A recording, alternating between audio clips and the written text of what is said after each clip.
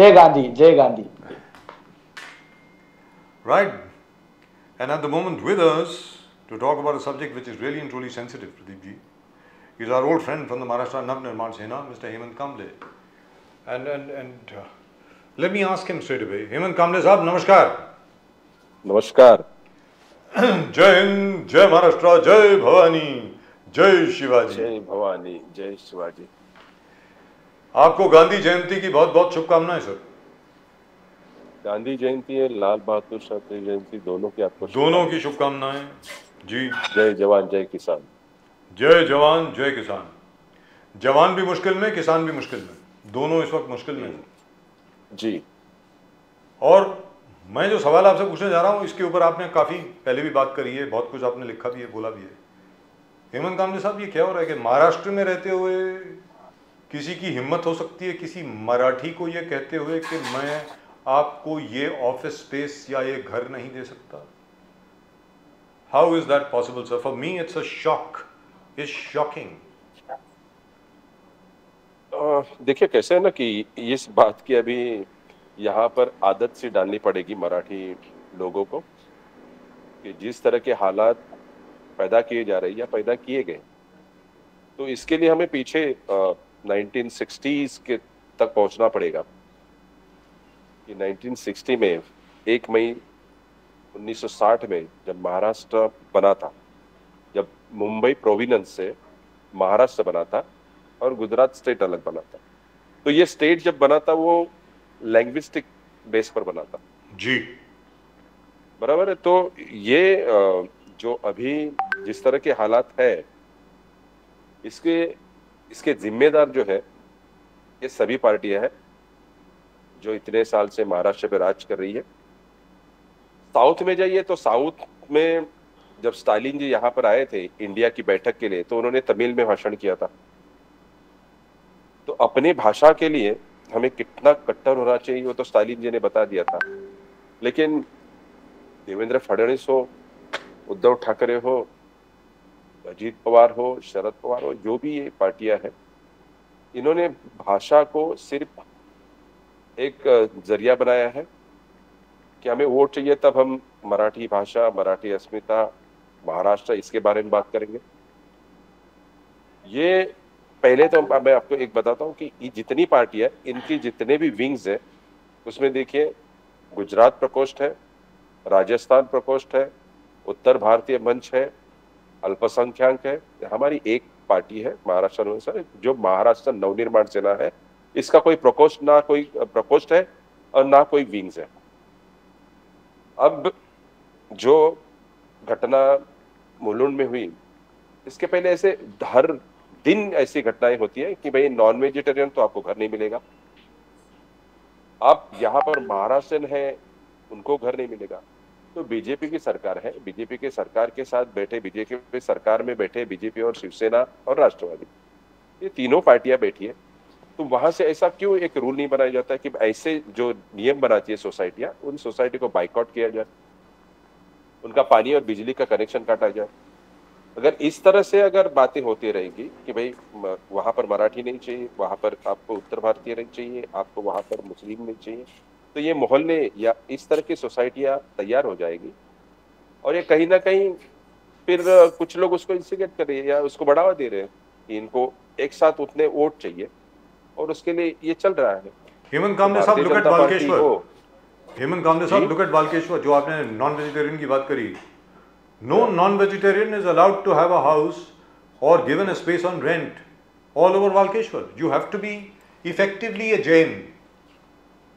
देखिए what is going on? And then there are Parsi communities, there are Catholics, there are others.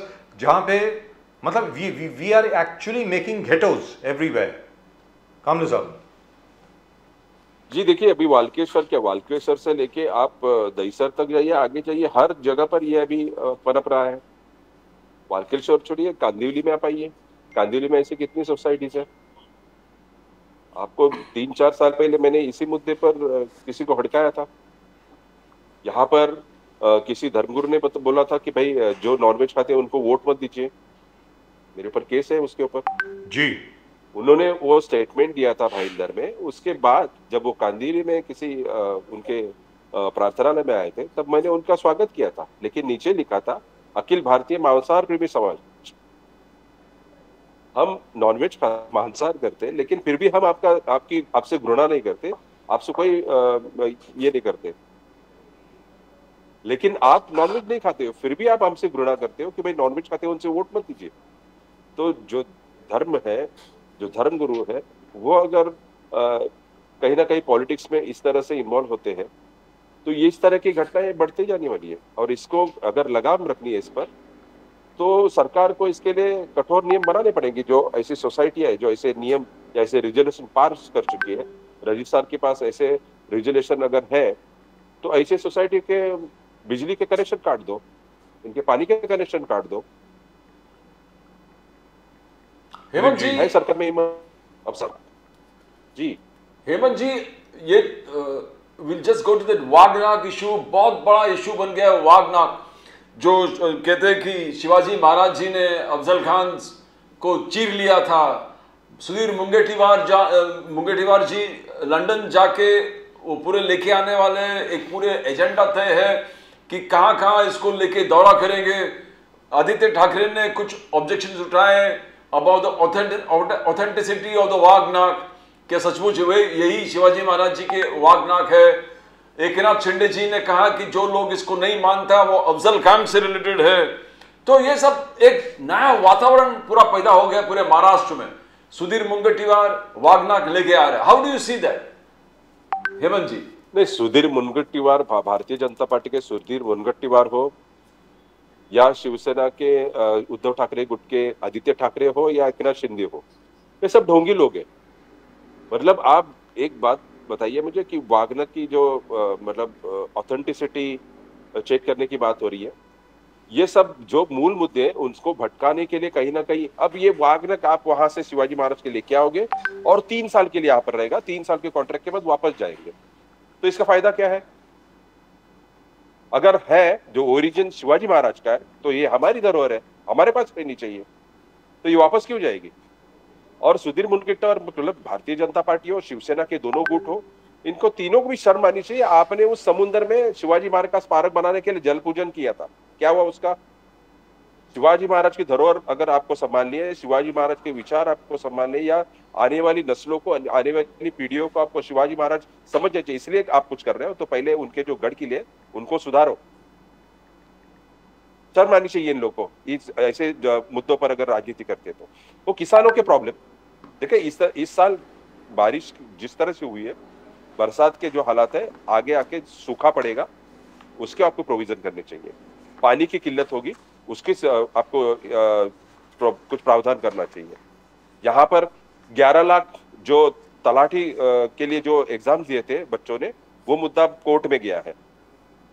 कितने सारे problems है, महिला सुरक्षा का प्रॉब्लम है, क्या नहीं है, सब जगह प्रॉब्लम्स है। लेकिन आप क्या किस पर राजनीति कर रहे हो? वागनर, शिवाजी महाराज ने जो वागनर की वो आप लेकर यहाँ पर सब जगह घुमाओगे, फिर उसका एक इवेंट होगा और उस पर आप वोट कमाओगे। वो वोट क्यों चाहिए आपको? पावर क्यों चाहिए? सत्ता क्यों चाहिए भारतीय जनता पार्टी को या शिवसेना और राष्ट्रवादी को मिलके क्यों चाहिए आपको? ये सब करने के लिए, इन सब बातों के लिए आपको लोग वोट देते हैं। शर्मनाक है, शर्मनाक। ये तीनों पार्टियां जो भी इस तरह की ओछी राजनीति कर रहे हैं, इनको सबको शर्म आनी चाहिए। आपको अगर शिवाजी महाराज की धरोहर संभालनी है तो उनके जो गढ़ किले हैं, जो ढह रहे हर जगह पे, हर महीने में, हर दिन में कोई एक उसका जो पत्थर है वो कहीं ना कहीं ढह रहा है, उसको संभालिए, उसको डेकोरेट करिए, उसको मरम्मत करिए। उनकी जो सालों साल 400 सालों से है और 400,000 साल के लिए वो बचेंगे, ना कि आप वागनर 3 साल के लिए लेके कॉन्ट्रैक्ट। शिवाजी महाराज कहां पर पैदा होते? महाराष्ट्र में, भारत में। और उनके जो उन्होंने युद्ध किया वो वागनर, जिसके उन्होंने अफजल खान के अतड़िया बाहर निकाली थी, वो आप 3 साल के लिए लेके, शर्म आनी चाहिए आपको। क्या डिप्लोमेसी है ये भारतीय जनता पार्टी की? लेकिन जहां तक किलों का प्रश्न है हासिल क्या होगा? हासिल क्या होगा? लेकिन जहां तक किलों का प्रश्न है सर, वहां तो कई जगह पे तो एनक्रोचमेंट भी हो चुकी है। हाँ, तो देखिए, ये एनक्रोचमेंट में सबसे पहले बात किसने की? राज ठाकरे जी, राज ठाकरे साहब ने बात की थी ना। जी प्रतापगढ़ हो जी या आपका विशालगढ़ हो, जहां से मैं बिलोंग करता हूँ, मेरे नजदीक से वहां पर बहुत सारी जगह पर ऐसे एनक्रोचमेंट्स है। तो सरकार क्या सोई है? आर्चीगढ़ डिपार्टमेंट क्या कर रहा है वहां पर? जब 400 साल से वो किले वहां पर है, वहां पर कोई इंक्रोचमेंट नहीं था। अब ये इंक्रोचमेंट है तो इसको रिमूव करने का काम किसका है? सरकार के पास पावर है, कानून है। क्या करते हैं सरकार? कुछ चंद वोटों के लिए ये लोग ऐसे बिक जाते हैं, या लोगों के फिर पर्टिकुलर समाज को बुरा नहीं लगे इसके लिए वो ये चलता रहेगा। और ये जो वागनक लाने की बात कर रहे हैं, इससे पहली बात तो मेरा सवाल इन तीनों से नहीं, सभी से, जो पार्टी इसमें राजनीति करे इन सभी से है, आपको करना क्या है एग्जैक्टली? इससे हासिल क्या होगा?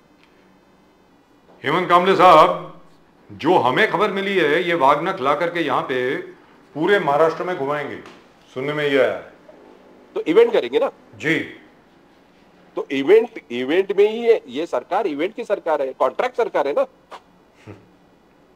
कॉन्ट्रैक्ट सरकार है ये। इनको पुलिस भी कॉन्ट्रैक्ट पर चाहिए, अब तहसीलदार और ऐसे लोग भी कॉन्ट्रैक्ट पे आएंगे।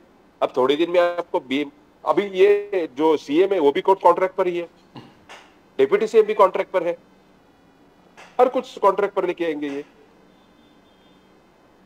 अभी ये वागनक लेके वो भी कॉन्ट्रैक्ट पर लेके आ रहे 3 साल के जी। अब इन्होंने इस पर कहीं ना कहीं मतलब मोहर लगा दी कि हमारी सरकार कॉन्ट्रैक्ट की है। एब्सोल्युटली। और जहां तक मराठा रिजर्वेशन का सवाल है सर, अभी बस थोड़े ही दिन बचे, सरकार की जो टाइम लिमिट है वो खत्म हो जाएगी, उसके पहले कोई मूवमेंट तो नहीं दिख रही मुझे मराठा रिजर्वेशन देने की।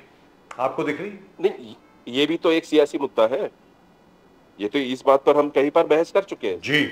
ये भी तो एक सियासी मुद्दा बना चुके हैं भाई।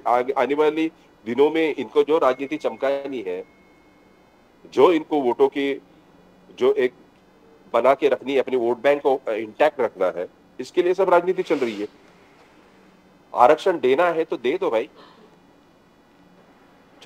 मध्य प्रदेश देता है, तेलंगाना देता है, आपको क्या दिक्कत है? पहले तो आपको आरक्षण, अगर सब जगह आप कॉन्ट्रैक्ट बेसिस पर नौकरियां दे रहे हो तो आरक्षण किस बात के लिए दे रहे हो? ये एजुकेशनल आरक्षण है, एजुकेशनल रिजर्वेशन है, ये पॉलिटिकल रिजर्वेशन है, किसके लिए ये? या जॉब के लिए रिजर्वेशन है? एक बार इसका डेफिनेशन तो समझाएगा। सरकार ने इसके बारे में चर्चा करनी चाहिए, लोगों से ओपन इसकी डिबेट्स होने चाहिए। सरकार में ऐसे कौन है जो इस पर डिबेट करेगा?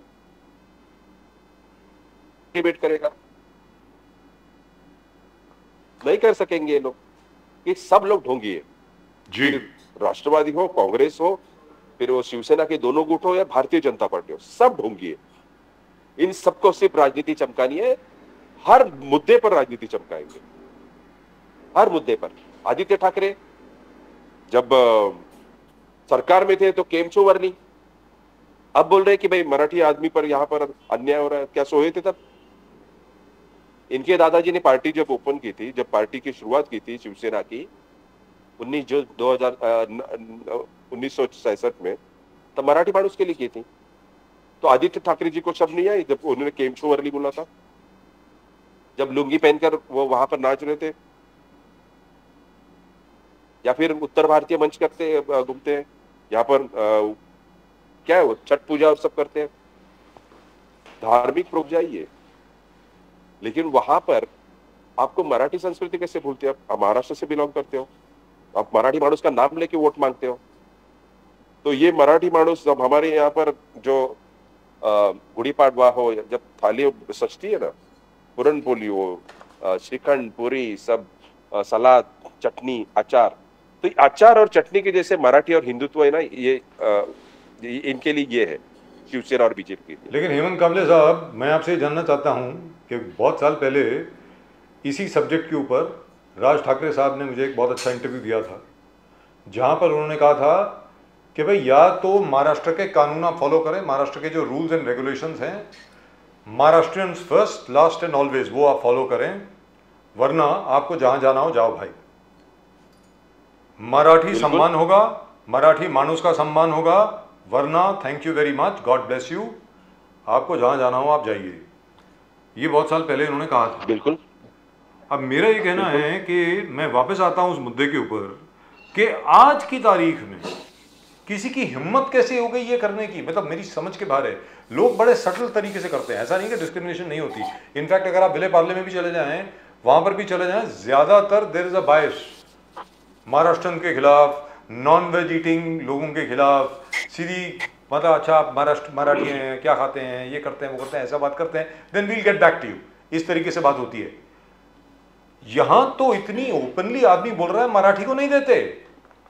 हेमंत कामले साहब, ये हिम्मत कहां से आ गई, ये बताएं। देखिए, ये सब बहुत सारे मुद्दे हैं। अब देखिए, मुंबई, बॉम्बे का मुंबई होकर 1 नवंबर 1997 में बॉम्बे का मुंबई हो गया जी। स्वर्गीय बाला साहब ने इसके लिए बहुत सारे थे कि बॉम्बे का मुंबई हो गया। आप देखिए, आपको बाहर अब बॉम्बे की जो पार्टियां हैं, बॉम्बे के नाम के बहुत सारे आउटलेट्स अब खुले गए। बॉम्बे गुरमेट, अक्कड़ बक्कड़ बॉम्बे बोर्ड, बॉम्बे बाजार। देखिए, कुछ बातें ऐसी है कि बॉम्बे हाईकोर्ट नहीं बदलता है। जब एक चेन्नई भले शहर का नाम, लेकिन चेन्नई हाईकोर्ट नहीं, वो मद्रास हाईकोर्ट ही है जी। कुछ चीजें हैं, कुछ बातें हैं जो रजिस्टर्ड है, कुछ इसको हम एक्सेप्शनल कहते हैं कि जो टाइम्स ऑफ इंडिया की जो एडिशनल ये है, तो उसको वो बॉम्बे सिटी या बॉम्बे टाइम्स के नाम से ही है। लेकिन 1997 के बाद ये आउटलेट खुल रहे हैं और उनका नाम ऐसे बॉम्बे। तो कहीं ना ये साजिश कहीं ना कहीं जानबूझकर हो रही है, मराठी मानस को कहीं ना कहीं इंस्टिगेट करने, उसको उकसाने के लिए ये बातें हो रही है। अब मुंबई म्युनिसिपल कॉर्पोरेशन का जो टेंडर है वो गुजराती लैंग्वेज में क्यों चाहिए भाई जी?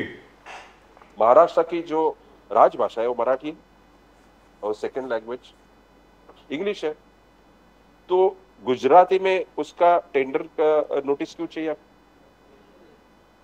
क्यों? तो ये जानबूझकर साजिश कहीं ना कहीं भारतीय जनता पार्टी भी कर रही है। भारतीय जनता पार्टी भी नहीं, भारतीय जनता पार्टी ही कर रही है। इनको जिस तरह से पर्टिकुलर समाज की वो, इसके लिए सब जी। लेकिन हेमंत कामले साहब, मैं आपको बताऊं, there are some very very well known people, बड़े नामचीन लोग हैं साउथ मुंबई के, वो आज तक साउथ बॉम्बे ही बोलते हैं। और एक शख्स तो वो हैं जिन्होंने इंटरव्यू दिया कुछ दिन पहले, that's the interview, that is the interview that I am talking about, which is on screen right now. Anyway, जो वो ये कहते हैं कि I would rather die than call Bombay Mumbai, ऐसा उनका कहना है। ऐसे भी लोग हैं साहब, और उनकी बड़ी रिस्पेक्ट होती है। उनको न जाने किस किस कमिटी के ऊपर, बीएमसी की कई बहुत नामचीन कमिटीज के ऊपर उनको रखा गया है। मैं ऐसे शख्स की बात कर रहा हूं। तो ये कब चेंज होगा सर? नहीं, ये नमक हरामी जो इनके दिल में है, इनके जहन में है, नमक से जब ये जहां पर देश के कोने कोने से किसी को आने को रोक नहीं लगाई हमने, हमारे कॉन्स्टिट्यूशन में इसकी इजाजत दी है। लेकिन वहां से आके आप जब लोकल्स को कहीं ना कहीं थ्रेट करते हो या उनको इंसिक्योर करते हो, तो लोकल्स का अधिकार हो जाता है। अब आप वहां से आए, आप चाहे उत्तर प्रदेश से आए, मध्य प्रदेश से आए, उत्तरांचल से आए, झारखंड से आए, गुजरात, राजस्थान, कहीं से भी आओ, लेकिन यहां पर आकर आप इस संस्कृति को, उस भाषा को नीचा दिखाने की कोशिश करेंगे, तो आपको जवाब भी उतनी ही करारे रूप से मिलेगा, और करारा जवाब मिलेगा इनको, फिर जो वो गए हो। आप उत्तर प्रदेश में इस तरह से करते हो। मैं आपको राजीव जी, कि हमारे महाराष्ट्र का मतलब मराठी भाषा मंडल 1921 में बना है लखनऊ में, 1921, और उत्तर प्रदेश का पहला जो मुख्यमंत्री था वो मराठी मानुस था, गोविंद वल्लभ पंत जी। अब मुझे बताइए कि आपने महाराष्ट्र में कितने एमएलए ऐसे मराठी पाए अब तक? कितने पार्षद आपने देखे, या कितने एमपीज वहां पर चुन के गए? जबकि वहां का पहला जो मुख्यमंत्री था गोविंद वल्लभ पंत मराठी आदमी, राजापुर, कोंकण से। आप यहां पर राजनीति चमकाने के लिए आते हो। दूसरा एक उदाहरण देता हूं, जब 2008 में जो मराठी और उत्तर भारतीय जो क्लैश हुआ था, तो उसी लखनऊ यूनिवर्सिटी के इकोनॉमिक्स के जो प्रोफेसर थे वैनचम पायन, मराठी, तो उन्होंने कहा था कि अगर मुंबई में ऐसे होते हैं और उसकी वजह से अगर मराठी मानुस यहाँ का अगर इंसिक्योर होता है उत्तर प्रदेश या लखनऊ में, तो आप राज ठाकरे पर कार्रवाई करें। तो यहाँ पर जब उत्तर भारतीयों पर ऐसे कुछ उनको लगता है कि अत्याचार होता है, जो भी है, जो संजय निरुपम ऐसे लोग बोल रहे थे, तो कितने लोग वहां से बोले, लालू प्रसाद बोले, मायावती बोली, मुलायम सिंह बोले कि भाई संजय निरुपम की वजह से ऐसे, या अबू आदमी की वजह से यहाँ के उत्तर भारतीयों पर अत्याचार है, तो इन दोनों को आप अरेस्ट करो। कहा उन्होंने कभी ऐसा? ये मेंटालिटी की, ये जो मराठी मानुस और अदर स्टेट के जो लोग हैं, उनके मेंटालिटी में ये फर्क है, इनकी सोच में ये फर्क है। हम जहां पर जाते हैं वहां के होकर रहते हैं, वो यहाँ पर आते हैं, वो वही के होते, यहाँ के होते नहीं है। ये सबसे बड़ी प्रॉब्लम है। उनको यहाँ के लैंग्वेज से प्रॉब्लम है, इनकी मराठी लैंग्वेज से प्रॉब्लम है, इनके यहाँ के, आप हमारे स्वीकारते हो, लेकिन हमारी संस्कृति को, बाकी भाषा को संभालने में या भाषा को स्वीकारने में आपको प्रॉब्लम क्या है? आज महाराष्ट्र से ज्यादा अदर स्टेट के जो लोग हैं गणपति अपने घर पर लेके आते हैं जी, तो आपने हमारी संस्कृति को एक्सेप्ट किया ना गणपति के रूप में जी, तो आप मराठी भाषा को एक्सेप्ट करिए। क्या प्रॉब्लम क्या आपकी? आपको मुंबई को बॉम्बे बोलने में क्या मजा आता है? तो आप जाके चेन्नई में जाके मद्रास बोलिए, दिखाइए इतनी हिम्मत। या उत्तर के दक्षिण के हर राज्य में, आप कर्नाटक से लेके नीचे केरल तमिलनाडु तक जाइए और वहां पर इतनी गर्मी दिखाइए भाषा के रूप में, आपको जवाब मिलेगा। यहाँ के जो राजनेता हैं इन पार्टियों के, जो कांग्रेस, राष्ट्रवादी, शिवसेना, सब ये सब बोनलेस है, बोनलेस। इनका बैकबोन टूटा हुआ है, ये कहीं पर भी झुकते हैं, इसके लिए प्रॉब्लम है। लेकिन यहाँ पर हेमंत कामले साहब, मुंबई में ये भी देखा गया है कि the Marathi speaking population is just about 33% from the last figures. ये आपको किसने कहा? ये कहां से मेरे 33% जो है जी मराठी मानुस, मतलब मैं आपको बताता हूं कि ये 1960 में भी यही हालत है कि 50% के आसपास है, 50-55% के आसपास। अब देखिए कैसे 1990s के बाद, 95 के बाद जो यहाँ पर माइग्रेशन बढ़ी है जी। आप देखिए आंकड़े देखेंगे तो 1991 भी 90 to 95 लाख की आबादी थी जी। लेकिन जब यहाँ पर एसआरए के प्रोजेक्ट डिक्लेयर हुए 40 लाख लोगों के लिए घर, तो उसके बाद जो यहाँ पर माइग्रेशन हुई है, यहाँ पर जो जिस तरह से एनक्रोचमेंट्स हुई है, इसकी वजह से ये प्रॉब्लम बढ़ चुकी है। लेकिन mister Kamle, everybody knows this, ये हर एक कोई जानता है कि लोग वहां से लाए गए, बिहार से लोग लाए गए, उत्तर प्रदेश से लोग लाए गए, यहाँ के नेता उनको लेकर आए और यहां पर बसाया। राजीव जी, आपने आपके सवाल का आधा जवाब तो आपने दे दिया। यहाँ पर बसाए गए 25 से 30 साल से यहाँ पर बीजेपी और शिवसेना ये कॉर्पोरेशन में थी जी। तो मुंबई कॉर्पोरेशन लिमिट में जब एनक्रोचमेंट्स हो रहे थे तो शिवसेना और बीजेपी क्या कर रहे थे?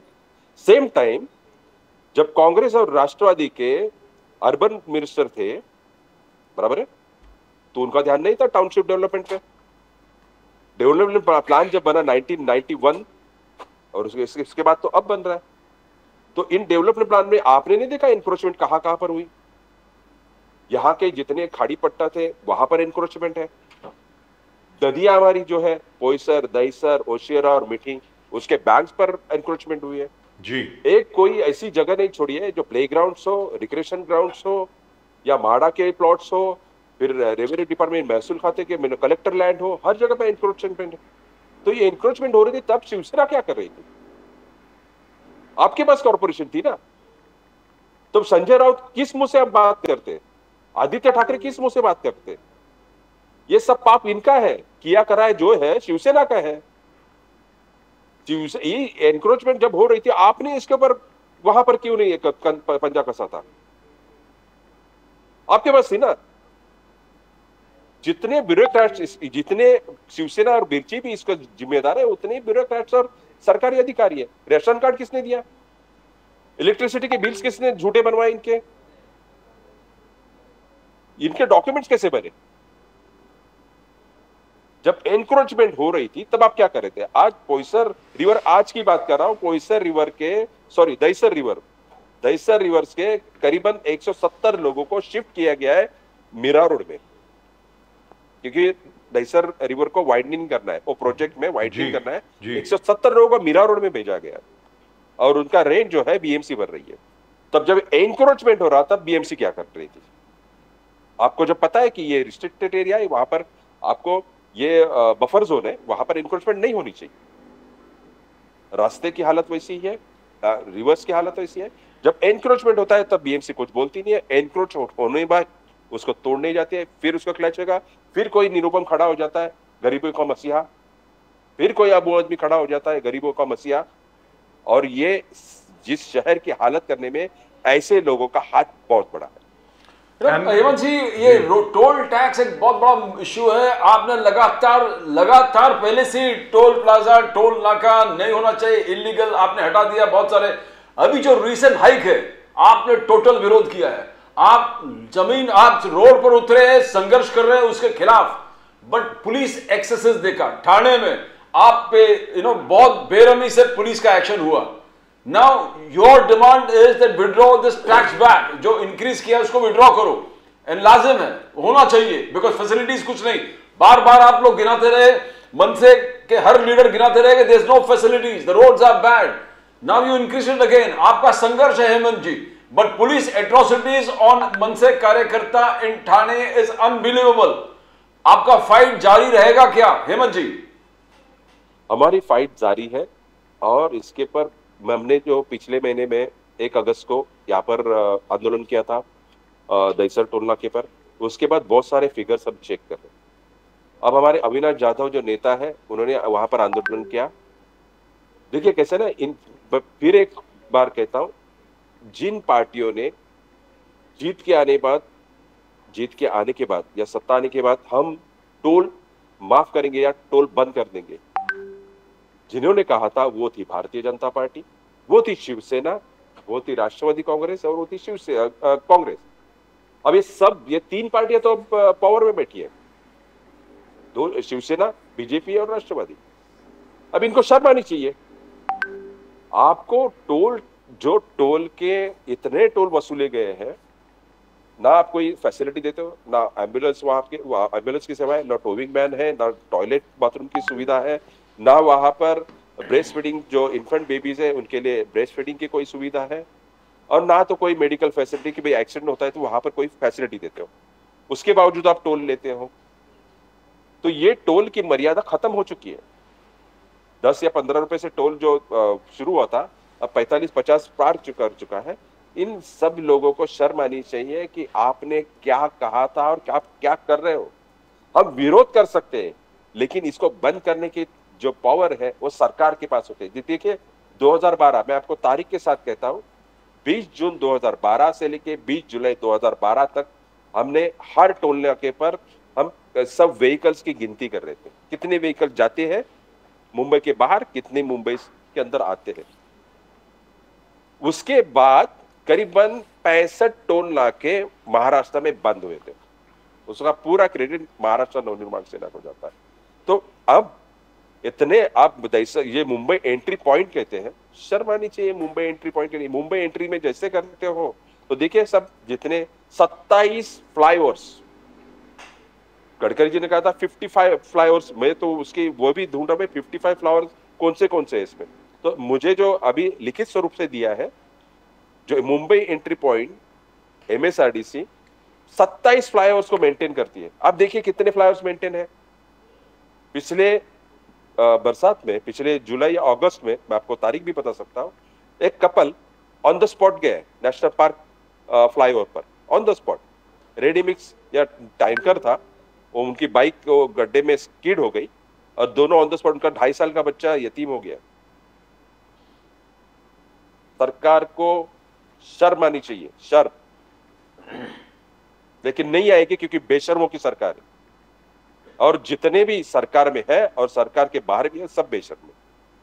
फिर अभी वो शिवसेना हो, कांग्रेस हो, राष्ट्रवादी, मतलब अभी मैं बार बार मुझे राष्ट्रवादी के दो पलटे बोल रहे, एक शरद पवार की कांग्रेस, राष्ट्रवादी कांग्रेस, और एक अजित पवार की, एकनाथ शिंदे और उद्धव ठाकरे, इनके सबको शर्म आनी चाहिए जो वहां पर सत्ता में बैठे और बाहर भी बैठे।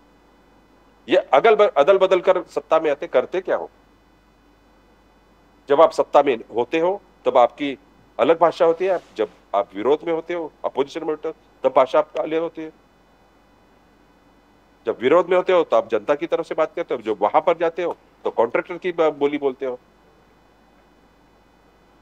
करीबन 100 से 1.25 करोड़ की जो फंड्स है आज उत्तर मुंबई, नॉर्थ मुंबई कॉन्स्टिट्यूंसी में आ गए।